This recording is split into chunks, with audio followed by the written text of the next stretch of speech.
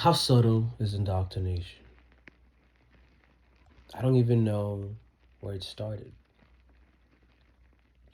Could it have been the school system that we were all forced to go to? The one that taught us all the essential and necessary information, like the Pledge of Allegiance? Or how well we learned to follow a structured factory schedule? Was it useful to know how to cheat on tests that never correlated to your life? I'm sure the ideals of people your parents have never met or approved of will always line up to your best interest. Did you know your student loans line the pockets of many rich men? The same loans you took to find yourself and become the productive 50K a year employee that is exploited and hates their lives?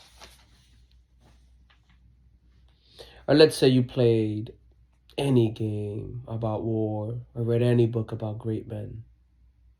Isn't it funny how you thought about the military? Was I the only one that admired the men in these books and games that fought endless waves of enemies for the glory of battle?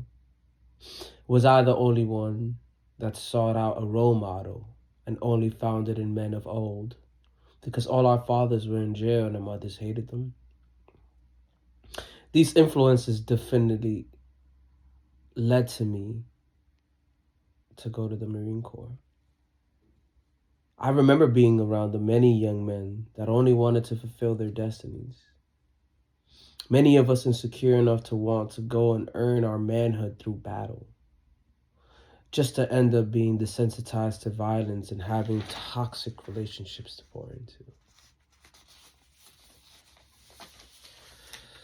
You put yourself through hell, destroying your body and your mental health.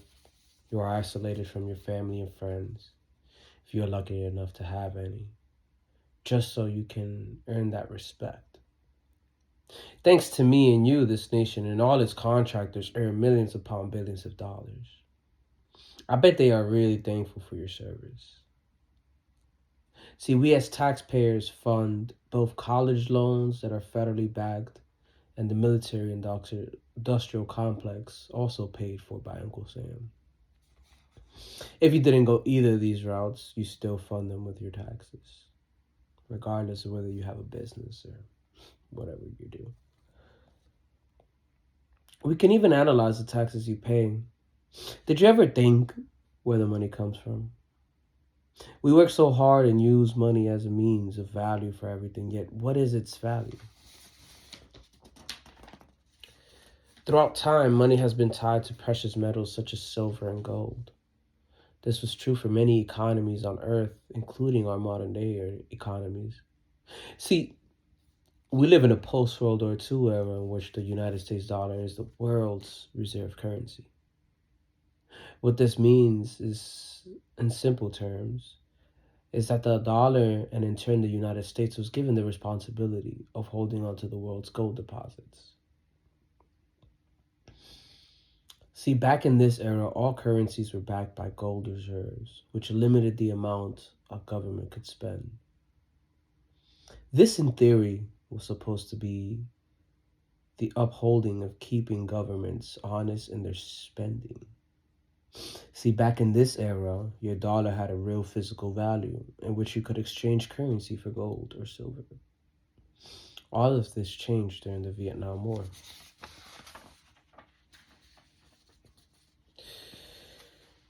The rest of the world powers were very concerned about the massive deficit spending the United States government was partaking.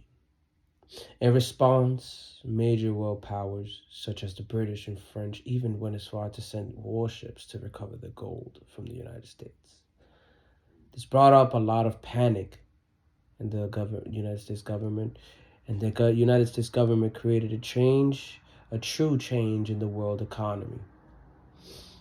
On 1971, President Nixon, in what was named the Nixon shock, in which they canceled the convertibility of the dollar to gold and created the perpetual theft of your wealth. Most of us alive do not know a world in which our money isn't fake and backed by nothing but our belief. With this new fiat system in which money is not backed by anything, our governments were able to spend money with no limit.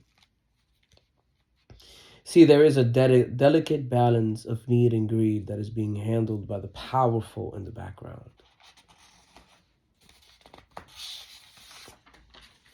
Wealth has been slowly siphoned by corporations who imprint consumerisms in us since birth. Our government works hand in hand with these corporations, siphoning our wealth in subtle ways.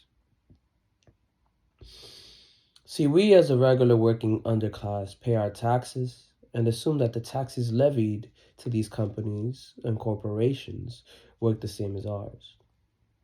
The reality is that much of these taxes levied against them are not paid. And why? Because they don't have to. Our system creates many tax deductions and tax cuts for the wealthiest population so that they are kept happy and gain more wealth. This does not end with corporations, it only begins here. A little grown conglomerate establishment that not only aids but benefits from this system is religion. In our nation, established religions are not levied any taxes to avoid religious discrimination. This is allowed as an outlet for us, the underclass, to go when we feel disenfranchised by degradation of our rights and our buying power. In turn, the religious establishments are able to collect billions in currency that has no taxes. These billions enrich many and create a symbiotic relationship with the goals of the deep state. The deep state, those that are in power that we do not know about and will never know about, use the religious entities to further their political agendas. The majority of us have no clue of the many pieces and cogs that enslave us without us even knowing. I can sit here and speak on the rabbit hole for eons, but who am I, so full of myself to think I can wake you up?